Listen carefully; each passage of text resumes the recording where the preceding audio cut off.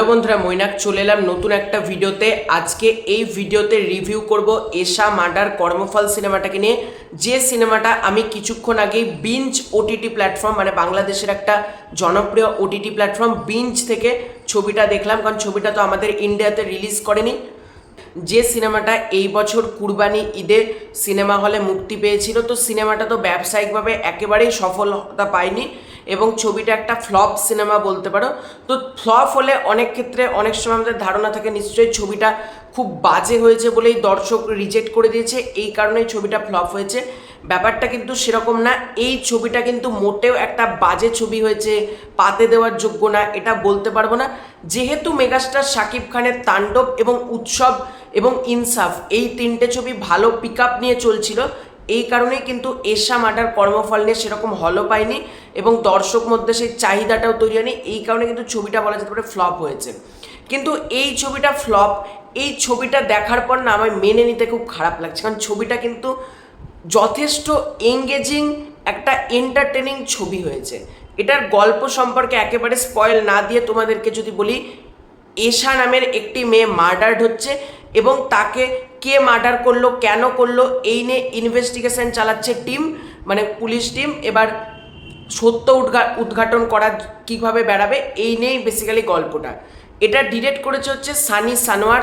এর মূল চরিত্রে আমরা দেখতে পাচ্ছি হচ্ছে আজমেরি হক বাঁধন, সুমিত সেনগুপ্ত, মিশা সওদাগর সহ আরও অনেকের নামও আমি এই মুহূর্তে জানি না। আমি অনেকের নতুনভাবে অনেককে দেখলাম, তাই জন্য নামও অনেকের জানি না। কিন্তু এই ছবিতে যদি প্রথম পজিটিভ দিকে আসি, প্রত্যেকের পারফরমেন্স, অনেক ক্ষেত্রে অনেকে আজমেরি হক বাঁধনকে নিয়ে অনেক ক্ষেত্রে ক্রিটিসাইজ করে, তাকে নিয়ে খিল্লি করে, কিন্তু বিশ্বাস করো বাঁধন কিন্তু এখানে যথেষ্ট ভালো পারফরমেন্স দিয়েছে। মানে তার ডায়লগ থ্রোয়িং, তার অ্যাটিটিউড, তার ইনভেস্টিগেশনের যেরকম দিকপত্র, মানে ভালো লেগেছে। কিন্তু এখানে প্রত্যেকের পারফরমেন্স, মিশা সওদাগর কিন্তু যথেষ্ট ভালো একজন লেজেন্ড অভিনেতা বলতে পারো। এই ছবিতে মিশা সওদাগর একটা গুরুত্বপূর্ণ ক্যারেক্টার প্লে করে, সেই চরিত্রটাও কিন্তু মিশা সওদাগর দাগ কেটে দিয়েছে কোথাও গিয়ে, তোমরা এটা বলতে পারো।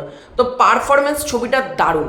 এই ছবির ব্যাকগ্রাউন্ড স্কোর, এই ছবির বিজিএম তোমাকে যেভাবে হুকড করে রাখবে ছবির সাথে, তোমরা কোথাও গিয়ে কিন্তু বোর ফিল করবে না যে এ বাবা এগুলো ভালো লাগছে না, এই লাগছে না, তোমাকে সেটা বলার কোনো স্কোপই দেবে না।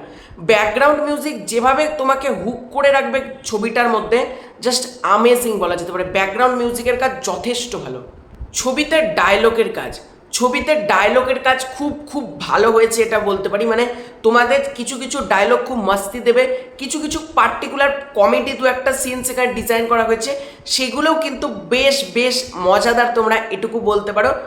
এবং ছবির মধ্যে যে ইনভেস্টিগেশন চলছে, মানে জোর জবস্তি কিছু না। এই যে এশা মার্ডার কর্মফল, সাইকেল অফ কর্মা, এই যে কর্মফল কথাটা যেভাবে গল্পের সাথে জাস্টিফাই করেছে, তোমাদেরকে আমি স্পয়েল দিচ্ছি না, তোমরা যখন ছবিটা দেখবে তোমরা বুঝতে পারবে যে কর্মফল কথাটা কেন, সাইকেল অফ কর্মা কেন, এই গল্পটার সাথে টাইটেলটা খুব সুন্দরভাবে জাস্টিফাই করেছে।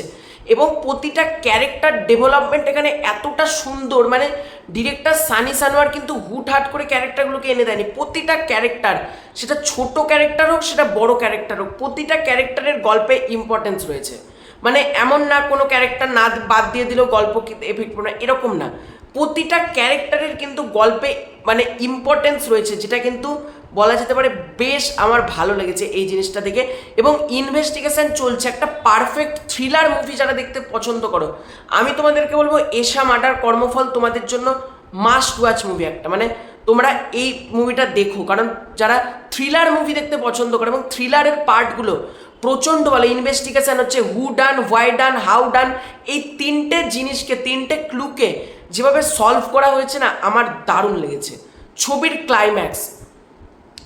ক্লাইম্যাক্সে মানে কে খুনি তোমরা কিছুটা আগে থেকেই, মানে অনেকটা আগে থেকে প্রেডিক্ট করে ফেলবে, কিন্তু তাও কোথাও গিয়ে মনে হবে গোটা ছবিটা আমরা দেখি। এবং ডিরেক্টর যেভাবে পুরো ক্লুগুলোকে ওলট পালট করে দিয়েছে, আবার লাস্টে গিয়ে যেভাবে সলভ হচ্ছে, জিনিসটা আমার দারুণ লেগেছে। মানে বাংলা ছবিতে আমরা ন্যাচারালি কিন্তু খুব প্রেডিক্টেবল স্টোরি হয়, এটার গল্পটা কিন্তু হ্যাঁ খুব আনপ্রেডিক্টেবল বলবো না, কিন্তু যেভাবে ক্লুগুলোকে এলোমেলো করে দেওয়া, তারপর লাস্টে আবার সেগুলোকে জয়েন করা, এই জিনিসগুলো কোথাও গিয়ে কিন্তু ভালো লাগবে এটুকু বলতে পারি। এবং ক্লাইম্যাক্সটা বস কি করেছে, আমার তো হেভি লেগেছে ক্লাইম্যাক্সটা। মানে গল্পের শেষ পোর্শনটা যখন আসবে মানে তোমরা ওটুকু টাইম বলছি তোমরা শকড হয়ে যাবে, মানে একটা আলাদাই ব্যাপার হবে কিন্তু ক্লাইম্যাক্সে, এটুকু বলতে পারি।